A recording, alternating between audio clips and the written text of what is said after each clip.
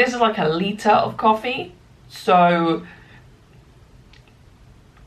that's where we're at. I am so mad about this whole situation. This has probably been one of the worst reported stories I've ever seen in the British media. Completely one-sided, biased articles. I am fascinated. It's super late at night right now and I've just spent hours looking through all of this online and I feel so compelled to make a video and discuss this properly because apparently the mainstream media don't seem to be able to. I find the royal family so strange. God save the Queen!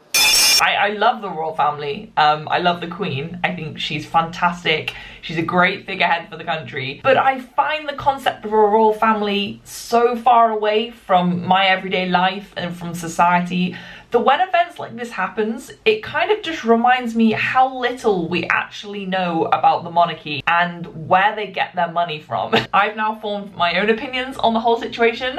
Hopefully by the end of this video, once we've done our deep dive into the topic, into the royal family, what's actually going on, then you will be able to form your own opinion too. So let's start in the most obvious place. Let's just address the elephant in the room. Well, it's not the elephant in the room. It's actually just the cornerstone of our society, of British society, which is the royal family and the Queen, the royal prerogative. I actually can't ever imagine her dying. I see those videos of her kind of like skirting around in her car. I can really just see her getting to like 150 and just us all just kind of being like, yeah, that's Queen Liz. She doesn't ever seem to die. She's got the Queen at the very top of the royal family. She's the head of state. She is married to Prince Philip, the Duke of Edinburgh. However, if she were to die, he would not become king because he's married into the royal family. He doesn't have royal blood. This makes it seem like a weird Harry Potter muggle magic situation, but actually that's kind of a good way to describe it. If you've not been born by a royal, then you're never actually a royal yourself by blood. You can marry into the family, you can be given a royal title such as the Duke of Edinburgh. However, we don't need to worry. We don't need to stress because the Queen has 4 children. Prince Charles,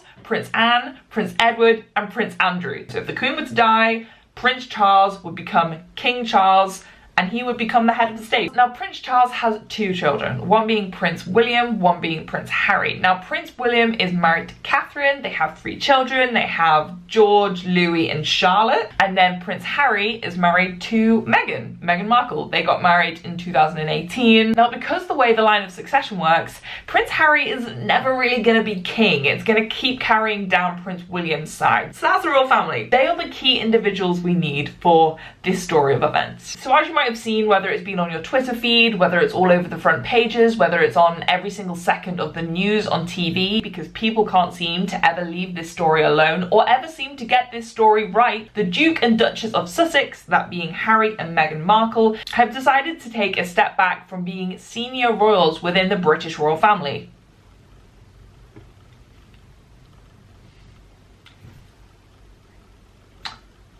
Cool, okay, that's the end of this video. I'm joking. Oh no. You stop there with those progressive attitudes. Let's go right back. That was similar to my reaction when I first read about this story. I remember seeing it and being like, okay, they want to be financially independent and live their own lives and look after their children and step out of the media spotlight and go and live somewhere nice in Canada. And I just thought, honestly, sounds like a great life. I would have done the same. However, that's not how the story goes, and that's not how most people reacted, including the mainstream British media, and because of that, therefore, the worldwide media. So the media hasn't liked it, and I think the media hasn't liked it for 2 reasons, and they're 2 reasons that are important for us to understand. One thing you might not know, that I definitely didn't know before I did all of my deep dive research, is that the British family have a deal with the British media. Okay, so have you ever heard of the Royal Rota? I hadn't. I'd never actually heard of that before. And it's basically a group of journalists that was set up about 40 years ago, and those journalists get broadcast media exclusive inside access to all of the official engagements of members of the royal family. The key publications of this Royal Rota are the Daily Express, the Daily Mail, the Daily Mirror, the Evening Standard, the Telegraph, the Sun newspaper. Are you starting to see a pattern here, maybe? In terms of newspapers in the UK that maybe come out with the most controversial statements, that's like a pretty good group of them all. And so when Harry and Meghan announced their step back, they basically said, we don't want to be a part of the royal rota anymore, and we don't want to give any exclusive access to that group of media outlets anymore. So before we've even got into the ins and outs of this video, that's one key reason why the British press response has been so bad, because essentially Harry and Meghan have kicked them out of their private life. Now, of course, the second reason why the media haven't reacted to this situation well at all is because, quite frankly, the British media don't like Meghan Markle. They are so horrible to her, and it's actually quite disgusting. For example, not long to go, pregnant Kate tenderly cradles her baby bump while wrapping up her royal duties ahead of her maternity leave. William confirms, any minute now. Whereas when they were reporting on Meghan's pregnancy, why can't Meghan Markle keep her hands off her bump? Experts tackle the question that has got the nation talking. Is it pride, vanity, acting, or a new age bonding technique? Okay, you know, maybe that was just a weird coincidence that they described them differently. Let's have a look at a different newspaper. Kate's morning sickness cure. Prince William gifted with an avocado for Princess Duchess. That's quite sweet, that's quite sweet. Meghan Markle's beloved avocado linked to human rights abuse, drought, and millennial shame. Right, maybe that's just a funny coincidence. So let's have a look at why you can always say it with flowers. That's nice photo. Royal wedding, how Meghan Markle's flowers may have put Princess Charlotte's life at risk. Right, I'm spotting a pattern here. Are you? So basically those two reasons pretty much explain why the media has reacted so badly and why we can't actually trust everything they say. There is a huge group of traditional British media, the Royal Rota, which are losing all of their exclusivity rights to royal content, meaning that's probably going to affect their revenue, it's going to affect their status quo, it's going to affect their ego. Are we surprised that they've been reporting so inaccurately and completely biased about this whole situation? No. Okay, now let's address the actual situation. What does this all mean? What does this legally all mean? What does it mean to step back? What does it mean to be financially independent? I'm gonna tell you, that's what this video is gonna try and do. What Harry and Meghan have said is that they're stepping back as senior royals. First question, obviously, what's a senior royal? So senior royals are traditionally seen as those that are closest to the throne. As we said before, it's pretty unlikely / impossible that he will ever become king, but because he is the son of the current heir to the throne, he is therefore a senior royal. Okay, so they've decided to step back. What does that mean? Does that mean he's no longer Prince Harry? Well, kind of, but also kind of not. He is born into royalty. He will always be Prince Harry. However, if the Queen really wanted to, if she was super mad about the situation, she could strip him of his royal title. Harry actually has quite a few titles. So on his wedding day, he was made Duke of Sussex, Earl of Dumbarton, and Baron Kilkeel. And then when Harry married Meghan in 2018, Meghan was also given the title of Duchess of Sussex. So at this point in the story, you might be thinking to yourself, why would you step back being a royal? Surely that's like the best job in the world, right? In the past, Meghan has admitted that adjusting to royal life has been hard. She's not been prepared for the intensity of the media scrutiny. You might also remember that towards the end of last year, Prince Harry and Meghan Markle actually had to take legal action against the Mail on Sunday because they unlawfully published one of her private letters. Like a huge invasion of privacy. He said, "I lost my mother, and now I watch my wife falling to the victim of the same powerful forces." He also said, "I've seen what happens when someone I love is commoditized to the point that they are no longer treated or seen as a real person."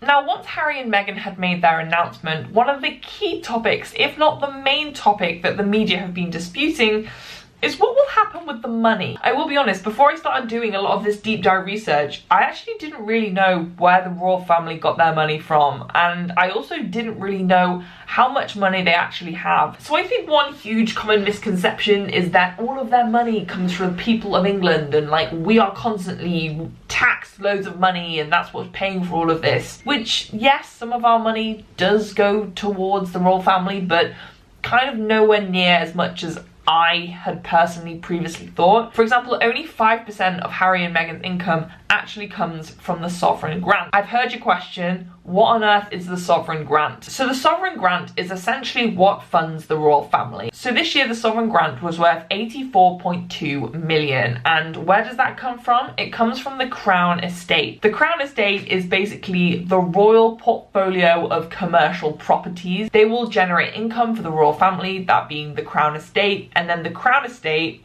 funds the sovereign grant, which is then paid out to members of the royal family. But the key thing to remember here is that only 5% of Harry and Meghan's income comes from the sovereign grant. So where's the other 95% from, huh? So the other 95% of their income currently comes for the Prince of Wales. That's Prince Charles, that's Harry's father. In 2018 to 2019, that was £5 million. So to put that in perspective, if 95% of their income is around £5 million, I will be honest, they're not actually as rich as I kind of thought they would be. However, an important additional cost to all of this, because at the moment it's kind of like it doesn't seem too bad, right? One important additional cost that is often forgotten about is the cost of security of the royal family, because they're pretty important people and protecting them costs a lot of money. Now, the cost of security has never been disclosed. We don't know the actual figures for how much security costs on an everyday basis. We know that it's run by the Metropolitan Police, and we have some estimates. For example, Harry and Meghan's wedding in 2018, we know it cost between £2 and £4 million to secure the whole event. But on a day-to-day basis, we don't actually know how much that costs the taxpayer. The conclusion to all of this is, are Harry and Meghan actually becoming financially independent? Probably not. Well, not at least at the moment. Even if they're not sponsored by the sovereign grant, that doesn't really matter so much because the sovereign grant only makes up 5% of their income. 95% of their income currently comes from the Prince of Wales, Harry's father. Basically, Harry gets a lot of money from his dad, and I can't see Prince Charles cutting that off anytime soon. It's also worth remembering that on top of his annual income paid by his father or by the sovereign grant, Prince Harry actually has a lot of savings. For example, when Princess Diana died, she left £30 million for William and Harry. There's also speculation about the fact that Harry has been left millions of pounds by the Queen Mother when she died, but he definitely won't be found working in the local Greggs anytime soon. They have made some quite interesting business moves though, which suggests that they are going to look to try and source some additional income and not just rely on their family income. For example, they've trademarked their own name. That is a smart legal move. If you want to make sure that you have the rights to your own brand and your own status, get that trademark immediately. The final question, and probably the most important question, is what does the Queen think about all of this? Because no matter what I talk about in this video, no matter what the media says, it's kind of the Queen's word that is the most important. She's the head of state. The Queen has apparently said, "My family and I are entirely supportive of Harry and Meghan." She does express the fact that she would have preferred them to remain as full-time working members of the royal family, but she says that she respects and understands their wish to live a more independent life. So I think the Queen is actually relatively chilled. She understands it's a new generation of royals. Harry's not a key successor to the throne, which brings us to the main point of this whole situation. Oh, it's gonna just anger me again. The British media and press have reacted completely wrong in this situation. They have completely missed the mark. In my opinion, Harry and Meghan's decision to take a step back from being senior royals, put priority and a focus on their mental health, on their family, on living a more private life that suits them, is a completely legitimate decision to make. Having to take lawsuits out against the media because they are using your private information against you, it honestly sounds like a nightmare. I think the whole Harry and Meghan situation has been a complete party thrown by the media because they've taken someone that they already don't like, which is Meghan. They've also realised that Harry and Meghan stepping back is maybe the first in many steps that will be a reduction of their exclusivity to the royal press and the royal lifestyle. That's going to affect their revenue, and therefore they're not going to write pleasing things about Harry and Meghan leaving because it only attacks them and their business. I don't think we should be surprised by the way the media has reacted, but we should at least recognise that it's wrong. Everyone deserves to be happy, everyone has a right to privacy, and that's my opinion on it all.